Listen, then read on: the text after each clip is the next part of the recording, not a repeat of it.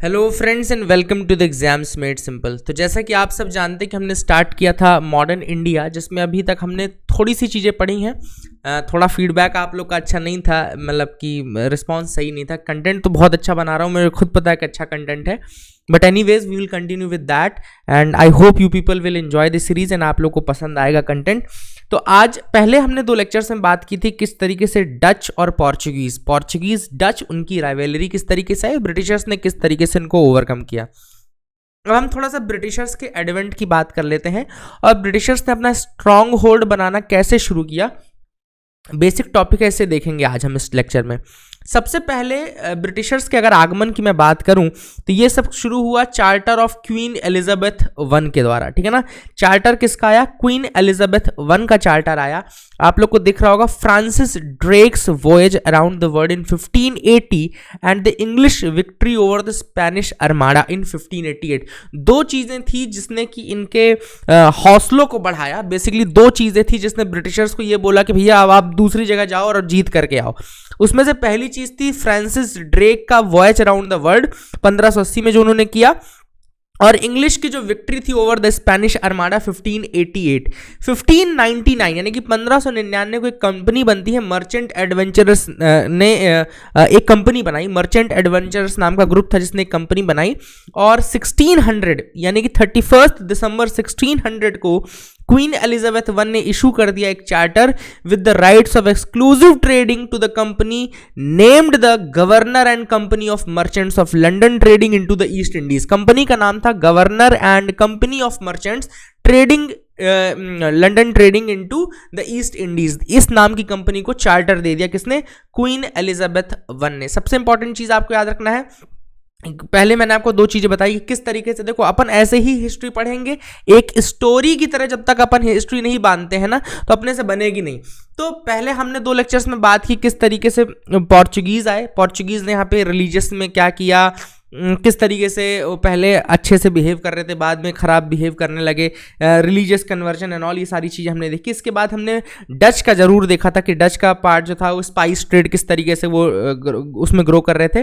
जिन्होंने नहीं देखा है वो पुराने 2 वीडियो देख लेंगे। अब ये लगभग मैं कंटिन्यू करूंगा इस सीरीज को, don't worry about that. I will finish your modern, जो सारे पार्ट में कंप्लीट कराऊंगा आपको, ठीक है। टेंशन लेने वाली बात नहीं है, अपन धीरे धीरे करके ही करें भले, लेकिन every part will be completed by me. मैं इसको कंप्लीट कराऊंगा आप लोग का बहुत अच्छे से कंटेंट, वो भी।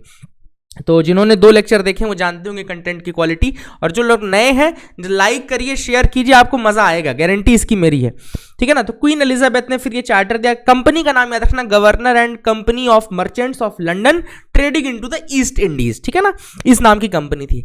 अब ब्रिटिशर्स के कई बार क्वेश्चन आते हैं ब्रिटिश में, कई एग्जाम में पूछता है पहली कंपनी दूसरी कंपनी, ठीक है ना। लास्ट लेक्चर अगर आपको याद होगा वैसे बहुत लोग को, कैप्टन हॉकिंस, विलियम हॉकिंस की मैंने बात की थी, जो कि जहांगीर के कोर्ट में आया था, और उसको जो लैंग्वेज थी इनकी टर्किश लैंग्वेज इनको आती थी। कैप्टन विलियम हॉकिंस को इसलिए बहुत प्रभावित हुआ था जहांगीर, बहुत प्रभावित हुआ। भैया अपनी भाषा का, जैसे मैं मान लो सपोज करो मेरी जो भाषा है रीजनल, जो मेरी लैंग्वेज है वो बघेली है, okay, I am from Rewa, वहां की लैंग्वेज है बघेली। अब मुझे कोई विदेश में, सपोज करो विदेश में कोई बंदा मिल जाए जो बोले, जो कोई विदेशी मिल जाए वो बघेली बोलने लगे, बोले भैया का करता लाग है, अगर उसने मुझसे इतना कह दिया बघेली में, तो समझ लो मैं तो सब कुछ न्योछावर करने के लिए तैयार हूं ना उस पे। विदेशी आदमी बघेली बोल रहा है, तो वही कैप्टन हॉकिंस ने किया। ब्रिटिशर आदमी और यहां टर्किश आके बोलने लगा, तो जहांगीर ने बोला भैया सब लुटा दो इसके पीछे, इसको मनसब बना दो, मनसबदारी दे दो इसको, है ना, घोड़े दे दो, घुड़सवार दे दो, सब कुछ हो गई। अब यहां पर कई बार कंफ्यूज होते हैं लोग, पहली कंपनी दूसरी कंपनी। देखो मैं आपको बताता हूं, अगर ऑप्शन में सूरत है तो फर्स्ट परमानेंट ब्रिटिश कंपनी सूरत की ही मानी जाती है, फर्स्ट परमानेंट ब्रिटिश कंपनी सूरत की ही मानी जाती है, याद रखेगा। 2, इससे पहले उन्होंने एक टेम्पररी कंपनी मसूलीपट्टनम में जरूर खोली थी 1611 में, लेकिन जो पहली परमानेंट ब्रिटिश फैक्ट्री है वो सूरत 1613 को माना जाता है, याद रखिएगा इस चीज को। मैं आपको बेसिक फैक्ट, अब आपको बहुत ही वाइजली आंसर चूज करना पड़ेगा जब भी प्रीलिम्स में आएगा। देखो दूसरे जो इंस्टीट्यूट्स हैं या दूसरे ट्यूटर आपको यहाँ पे मतलब इतना भी नहीं बताएंगे, मैं आपको एटलीस्ट इतना बता रहा हूं कि ऑप्शन देख करके समझदारी से चूज करना। वैसे सूरत ही चूज किया जाता है, सूरत वाज द फर्स्ट फैक्ट्री मानी जाती, लेकिन 1611 में एक टेम्पररी फैक्ट्री उन्होंने सूरत से पहले खोल ली थी जिसका नाम था मसूलीपट्टनम जगह थी, ठीक है ना। बट चूंकि ये टेम्पररी फैक्ट्री थी, फर्स्ट परमानेंट ब्रिटिश फैक्ट्री जो है वो सूरत में खोली गई, एंड इसके पहले 1608 में उन्होंने डिसाइड किया था कि सूरत में वो फैक्ट्री खोलेंगे। तो ये कुछ बेसिक फैक्ट्स आपको याद रखने हैं, these are the basic facts. अब हम देखते हैं विलियम हॉकिंस आए। विलियम हॉकिंस का हमने आपको बता दिया कि पहले ब्रिटिशर्स जो यहाँ पे सबसे बड़ा जिनका इन्फ्लुएंस था वो था कैप्टन विलियम हॉकिंस। इसके बाद जो दूसरे नंबर पे आए वो था sir Thomas Roe. Sir Thomas Roe, ये नाम लिखा ना, sir Thomas Roe, he was very influential and he came as an accredited ambassador of James I। ठीक है ना। अब ये जो आया थॉमस रो जब आए तो ये जेम्स वन के बिल्कुल मान्यता प्राप्त तो वैसे आए कि भैया हम तो मान्यता लेकर के आए हैं और हमको जेम्स वन ने भेजा है, कहाँ है जहांगीर, हमको बात करा उनसे, है ना। इसने बड़े ही चालाक ढंग से विलियम हॉकिंस ने जो बेस बनाया था उस पर और बनाते हुए आगरा, अहमदाबाद, बरोच, ये 3 जगहों के और राइट्स ले लिए, परमिशन ले ली फैक्ट्री सेटअप करने के लिए। कहाँ कहाँ की? आगरा, अहमदाबाद और बरोच की ले ली। ठीक है ना। फिर ब्रिटिशर्स की पावर और इंक्रीज हुई 1662 में, 1662 में। कैसे इंक्रीज हुई? अब ये लोग जो बहुत ज्यादा सो कॉल्ड मॉडर्न बनते हैं ना, ये अपन इन्वर्टेड कॉमा मॉडर्न बोल रहे हैं, ये डावरी, उस समय पहले डावरी चल रही थी, दवा के ये लोग इधर उधर दहेज और ये सब खेल रहे थे, है ना, जो कि इतना मतलब घृणित काम हम लोग आज के जमाने में मानते हैं। आज के टाइम में हम बोलते हैं कि डावरी लेने से ज्यादा घृणित काम कोई है ही नहीं, है ना। A person who is giving his daughter, he is giving everything, इसके बाद आपको क्यों लेना है कुछ।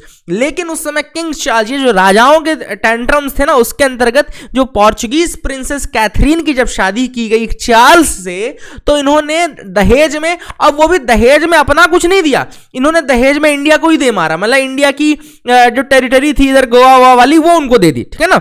तो बॉम्बे, इस वाले गोवा बॉम्बे वाला पार्ट जो था इन्होंने चार्ल्स सेकंड को दे दिया, जब चार्ल्स सेकंड ने पोर्चुगीज प्रिंसेस कैथरीन से शादी की, कैथरीन से 1662 में। ठीक है ना। And Bombay was given over to the East India Company on an annual payment of 10 pounds only in 1668। तो ब्रिटिशर्स के पास जैसे ही आ गया तो ब्रिटिशर्स ने बॉम्बे किसको दे दिया? ईस्ट इंडिया कंपनी के उसमें दे दिया। And Bombay was made the headquarter, और इसके पहले ऑब्वियसली बात है सूरत हेडक्वार्टर था, लेकिन 1687 में 1687 में जो हेडक्वार्टर था वो ट्रांसफर कर दिया गया, कहां से? सूरत से ट्रांसफर करके उसको बॉम्बे कर दिया गया। तो this is another thing which is important. I hope you got clarity. ये सारी चीजें इंपॉर्टेंट है। अब एक यह हमने बॉम्बे वाला रीजन देख लिया, मतलब ब्रिटिशर्स का बॉम्बे में किस तरीके से, और सूरत वाला रीजन हमने देखा कैसे स्ट्रॉन्ग होल्ड आई। अब हम थोड़ा साउथ में चलें। साउथ में गोल्डन फरमान। अब साउथ आपको पता है कि बहुत ज्यादा रिच रहा है हमेशा, वहां के लोग देखिए साउथ के हमेशा गोल्ड ओल्ड आभूषण ये सब काफी ज्यादा वो पहनते हैं, तो वहां का फरमान भी वैसे ही निकला, गोल्डन फरमान। गोल्डन फरमान इशू किया था सुल्तान ऑफ गोलकोंडा ने इन 1632। हम रीजन वाइज देख रहे हैं पावर किस तरीके से ब्रिटिशर्स ने होल्ड की है। तो मैंने पहले आपको सूरत का बता दिया, फिर आपको मैंने यहां ब्रिटिशर्स का बॉम्बे का बता दिया। अब थोड़ा साउथ में आए हैं तो वहां पे गोल्डन फरमान निकल रहा है। गोल्डन फरमान किसने इशू किया था? सुल्तान ऑफ गोलकोंडा ने 1632 में।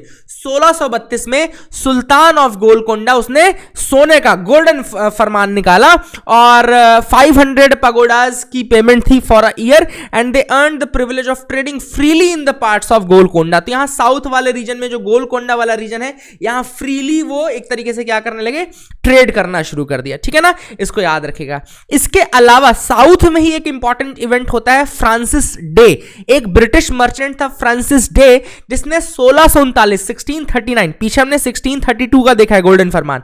1639 में he received from the rural of Chandragiri permission to build a fortified factory at Madras which later became the Fort St. George। तो यहां चंद्रगिरी में फ्रांसिस डे को परमिशन मिल गई चंद्रगिरी के रूलर द्वारा कि भैया आप मद्रास में एक फोर्टिफाइड फैक्ट्री बना दो, और इसका नाम बाद में हम देखेंगे किस तरीके से इसका फॉर्मेशन फोर्ट सेंट जॉर्ज के नाम से हुआ, and replaced Masulipatnam as the headquarter of the English settlement in South India. अभी वहां हमने क्या देखा? सूरत से हेडक्वार्टर बदल करके बॉम्बे किया गया। यहां हमने क्या देखा कि यहां पे मसूलीपट्टनम से सेंटर बदल करके फोर्ट सेंट जॉर्ज, जो कि चंद्रगिरी के रूलर ने परमिशन दी कि भैया मद्रास में आप बनाओ, and that is the reason why the headquarter shifted in the Southern India as well. इसके बाद इसके बाद जो ब्रिटिशर्स का स्ट्रॉन्ग होल्ड है वो बंगाल रीजन में आया। बंगाल रीजन में कैसे आया कि शाह सूजा जो था वो सूबेदार था बंगाल का 1651 में। Shah Shuja was the subedar of Bengal in 1651।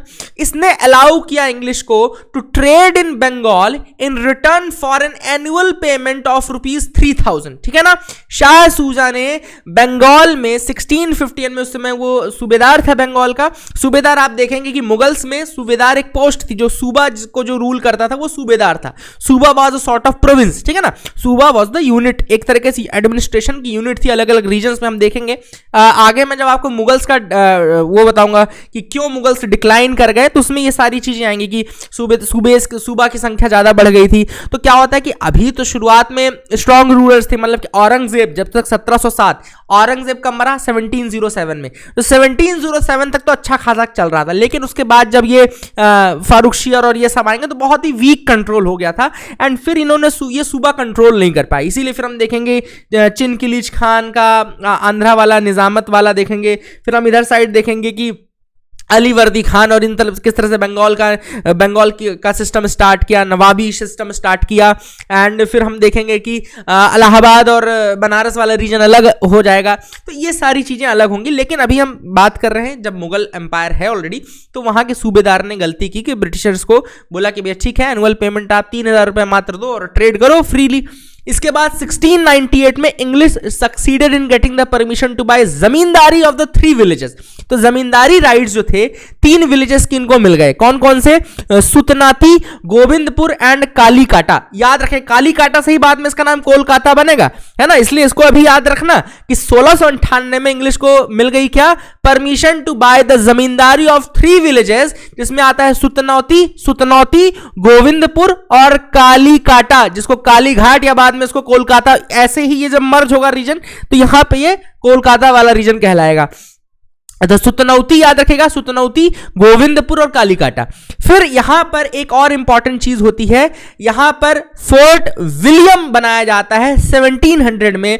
Fortified settlement बनाया जाता है फोर्ट विलियम नाम से in the year 1700, when it also became the seat of eastern presidency Calcutta. Eastern presidency Calcutta की सीट बनी एंड सर चार्ल्स आयर इसके पहले प्रेसिडेंट बने। याद रखिएगा, फोर्ट विलियम 1700 में, when it became seat of Eastern Presidency of Calcutta and Sir Charles Eyre was the first president। ठीक है ना, इसको याद रखना ये सारी चीजें। तो अब देखो, बंगाल का स्ट्रॉन्ग होल्ड हो गया, इधर साइड मद्रास का स्ट्रॉन्ग होल्ड हो गया, इधर साइड बॉम्बे। तो बॉम्बे, मद्रास, बंगाल, ये पूरी स्टोरी है। मैं आपको यही तार जोड़ना चाहता था। देखो जब आप पढ़ोगे ना, आपके तार नहीं जुड़ेंगे, आप रट्टा मारते रहोगे। अब 1629, 1629, 1619, 1618 ऐसे करने से कुछ नहीं होगा।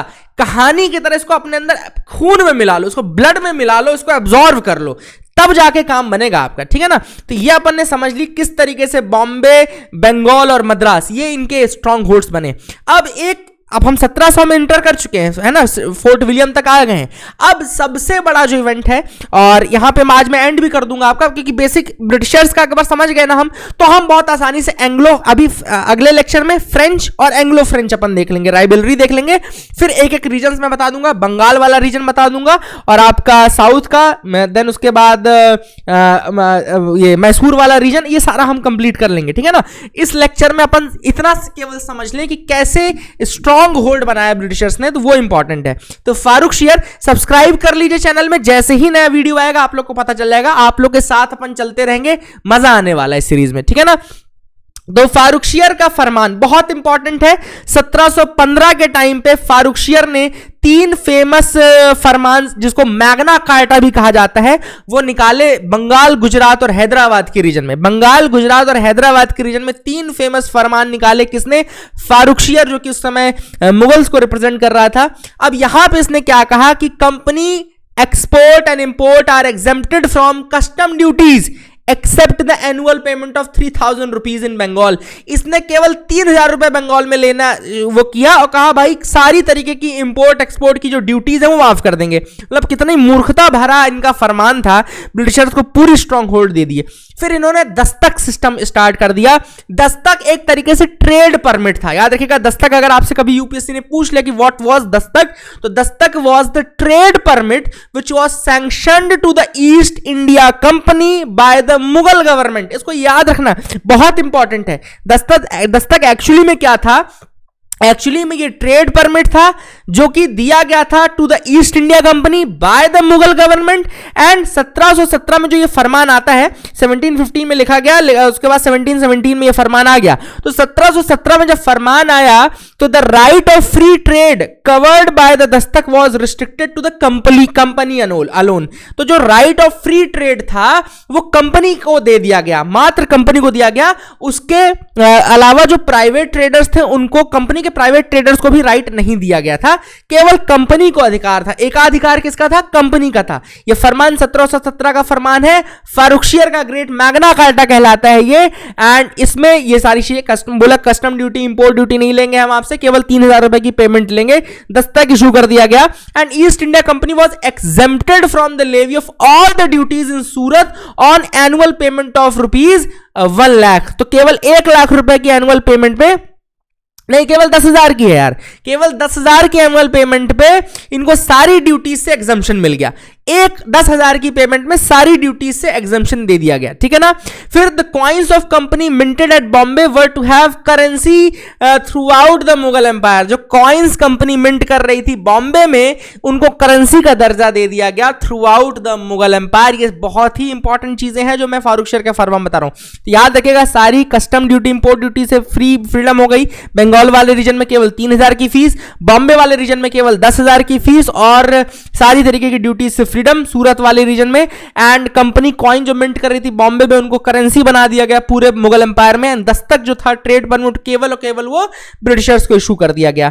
तो this was the Farrukhsiyar farman. And इसने जो है वो और जो नींव डली थी ब्रिटिशर्स की, उसको और ज्यादा मजबूत कर दिया है। जो नेक्स्ट लेक्चर हमारा रहेगा उसमें, अभी मैंने आपको बहुत ही आसान शब्दों में ब्रिटिशर्स का आना, उनके चार्टर से लेकर के उनके कंपनी को आने, उसके बाद हमने बंगाल, मसूलीपट्टनम और आपका सूरत और बॉम्बे वाले रीजन की पावर देख ली। फिर हमने एक इंपॉर्टेंट चीज देखी गोल्डन फरमान, और एक लास्ट चीज देखी हमने फारुखशियर का फरमान, ठीक है ना। तो यहां पे आज मैं इस लेक्चर को एंड करता हूं। जस्ट इनिशिएट करने के लिए मैंने स्टार्ट किया है। जिन लोगों ने सब्सक्राइब नहीं किया है जल्दी से जल्द सब्सक्राइब कर लें और जरूर शेयर करें इसको among your friends. And next lecture में हम आपसे मिलेंगे with some other facts regarding the modern India. Till then have a nice day.